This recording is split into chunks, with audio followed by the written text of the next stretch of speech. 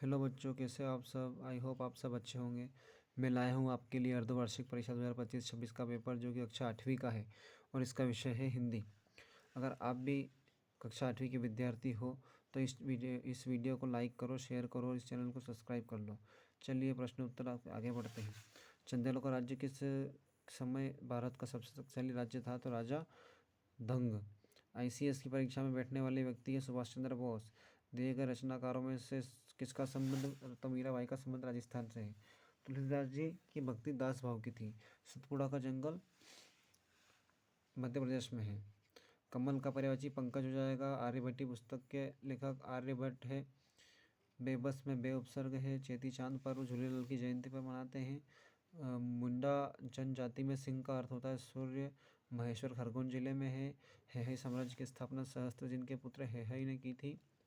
नदियों में बाढ़ आने जाने के कारण जान माल हानि, फसल, सड़क, घर, पुल सब नष्ट हो जाते हैं। जो मार्गदर्शन करता है मार्गदर्शक।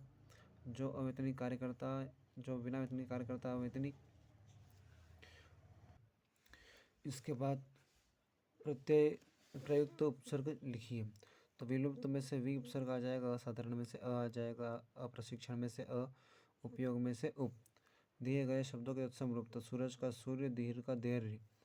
फिर पर्यायवाची रात्रि का हो जाएगा रजनी रात और सूर्य का हो जाएगा भास्कर दिनकर। कवि ने दौड़ते वानर और भालुओं की तुलना किससे की? तो बादलों की गड़गड़ाहट से की। इसके बाद गुड़ी पड़वा का अर्थ क्या है? तो गुड़ी का अर्थ है झंडा, पड़वा का अर्थ होता है प्रतिपदा और इसका गुड़ी पड़वा का अर्थ होता है विजय पताका। बसंत ऋतु का आगमन किस भारतीय माह में होता है? चैत्र माह में। सौर वर्ष और चंद्र वर्ष में क्या अंतर है? सौर वर्ष 365 दिन का होता है लगभग और चंद्र वर्ष लगभग 354 दिन का।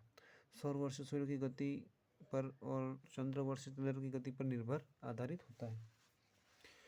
फिर आपका कोयल और कोए की वाणी में क्या अंतर है? तो कोयल मीठी वाणी बोलती है और कोयल की वाणी कौवे की वाणी कर्कश होती है। पहाड़ टूट पड़ना, भारी संकट आना, टस से मस न होना, विचलित न होना, 9 2 11 होना, भाग जाना।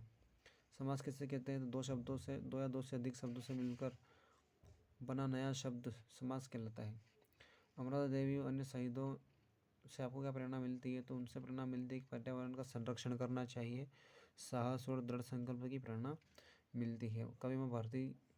कवि माँ सरस्वती से क्या वरदान मांग रहा है? तो संपूर्ण विश्व में ज्ञान का प्रकाश और शांति का वरदान मांग रहा है। वेधशाला किसे कहते हैं? तो जहाँ खगोलीय घटनाओं का अध्ययन होता है उसे वेधशाला कहते हैं। दूधधारा किसे कहते हैं? तो नर्मदा नदी पर बने एक जलप्रपात को दूधधारा कहा जाता है।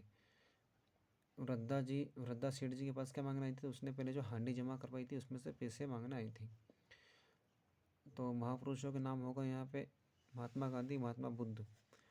वीर रस का स्थायी भाव हो गया उत्साह। विक्रम संवत में जो महीने हैं चैत्र, वैशाख, ज्येष्ठ, आषाढ़, श्रावण, भाद्रपद, आश्विन, कार्तिक, मार्गशीर्ष, पौष, माघ, फाल्गुन। ठीक। फिर इसकी पंक्तियों का अर्थ स्पष्ट करना है आपको और कहानी का सारांश लिखना है। अपने प्रार्थनाचार्य को स्थानांतरण प्रमाण पत्र या फिर शादी में जाने के लिए अवकाश और दीपावली पर निबंध लिखना है। तो बच्चों, ये था पेपर कक्षा